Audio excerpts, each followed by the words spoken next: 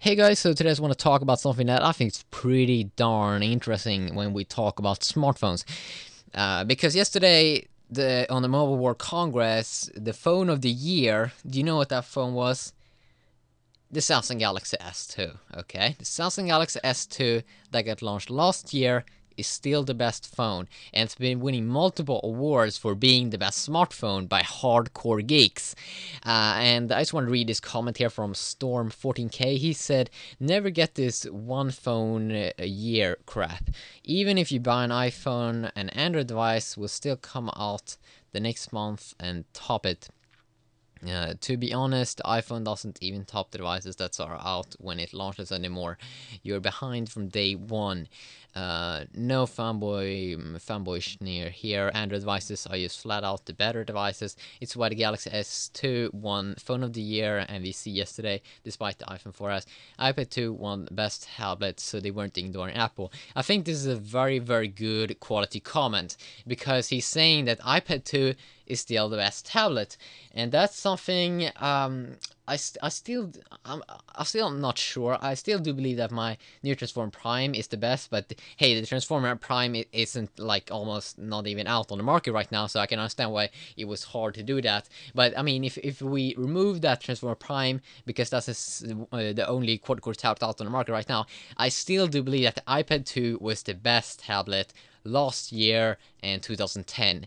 But if we look here on the future, with the quad-core tablets coming out with insane performance, and plus, you will get a 1080p display that's going to probably come out on Samsung's new Galaxy Tab. It's going to come out on a Transformer Prime new model that's been called like the TF200. We're probably going to see another tons of. Oh yeah, we have Huawei that also had their own 1080p tablet that they were just having a prototype on MWC, and also it had this quad-core processor.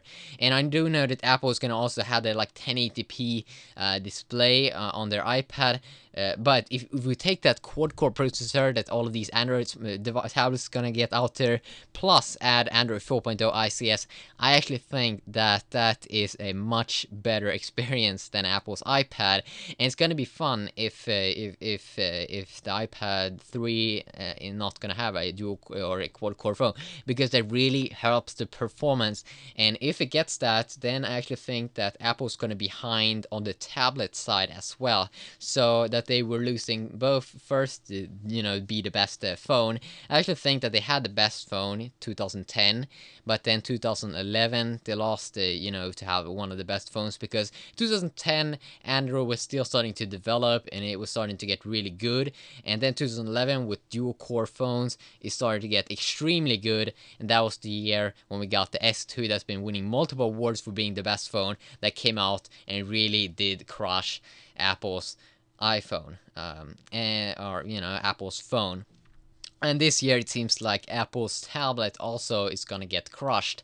So I'm not really sure with Apple. I think right now Apple's playing catch up, but it's kind of sad. I think that they're losing first on the phone side. I think they need to do something drastically, to just do something to get back in the game. I mean, just change something on the UI, add widgets. Widgets would be amazing if they added like real widgets, not just boring notification center widgets, but widgets that you can put out where you can have your icons.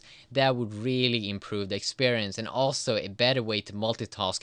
I hate clicking on that button in the middle just to multitask. They should make it way easier. I mean, in Android you can just install an app, a launcher and stuff like that. Why can't you do that on iOS? And that's just because they want to control everything. And now when Android also getting extremely smooth with the quad-core processor, there's like right now there's almost that you can't even see a difference between the smoothness when you're scrolling and stuff like that, because Tegra 3 is insanely fast.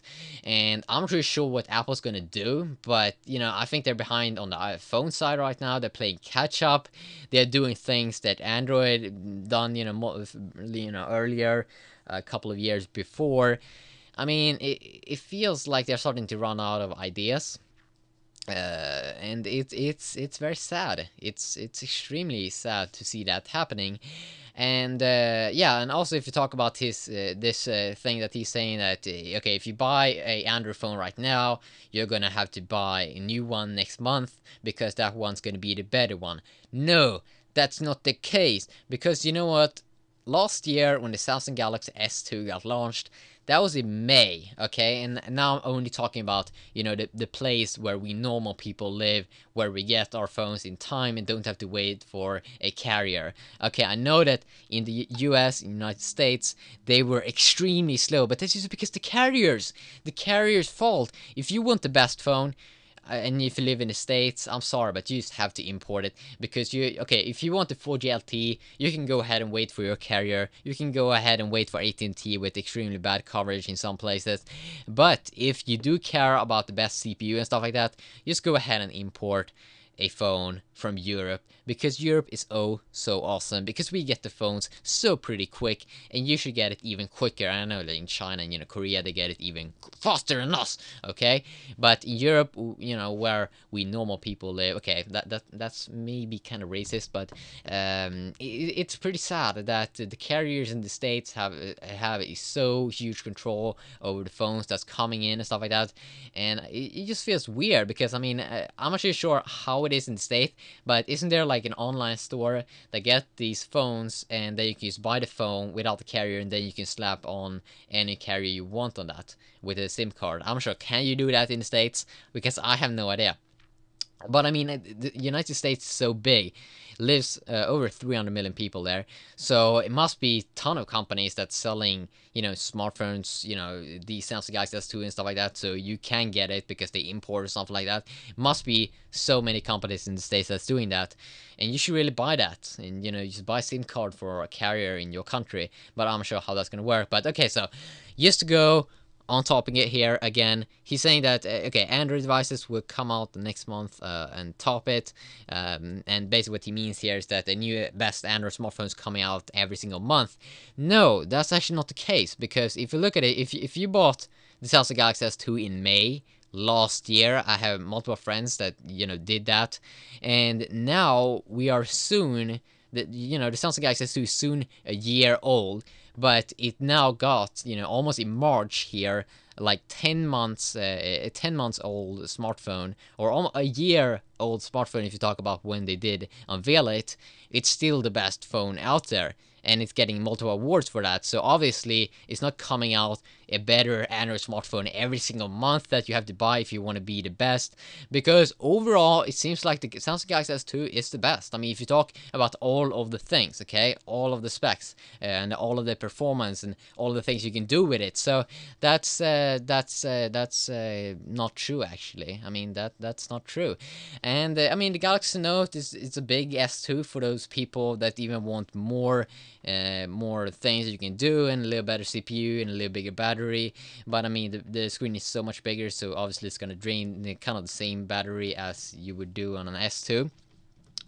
But I still do believe that it doesn't come out a better Android smartphone, real like a real killer phone in everything every single year. But it seems like this year Samsung's gonna, it seems like that they're gonna have the best phone again. I mean, if the specs are real, that they're gonna have a 1080p display and really gonna crush HTC and LG Optimus 4X. HTC's 1X quad-core smartphones, and LG Optimus 4X, that's their quad-core smartphone.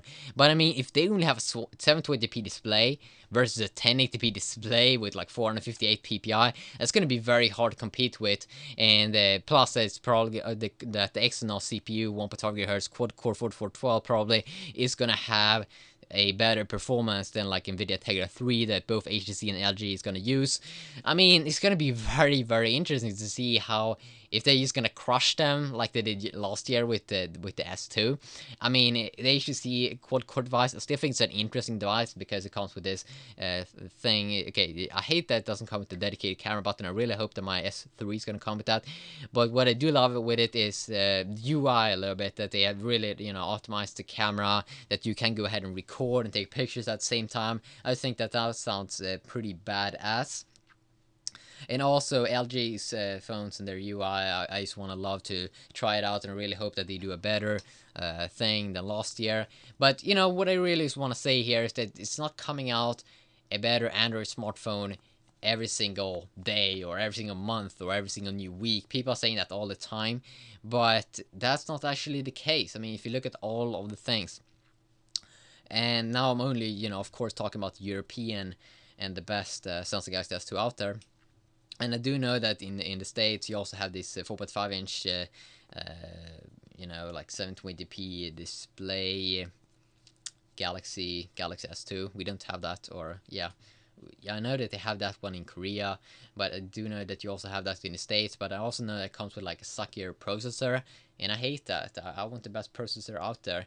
So it will be interesting, and it's going to be fun to see if Samsung's going to continue to roll, kind of lead the smartphone war, and it's going to be interesting to see also what Apple's going to do in the future. Are they just I mean, I still do believe that they're gonna sell a ton of devices, but it feels like they have to do something pretty soon because they're getting so much competition from Microsoft is going to release their new Windows Phone 7, or their new smartphones, their Windows 8 tablets. It feels like they need to do something. I'm not sure what they should do, but it feels like they're gonna lose the award for the best tablet next to MWC, and so yeah, it will be an interesting year. Definitely, it's gonna be a 1080p, tablet and smartphone year. It's gonna be a quad core year. We're gonna see a ton of things, and of course, we are gonna get the oh so wonderful Apple iPhone 5 with a bigger display. Yeah. See.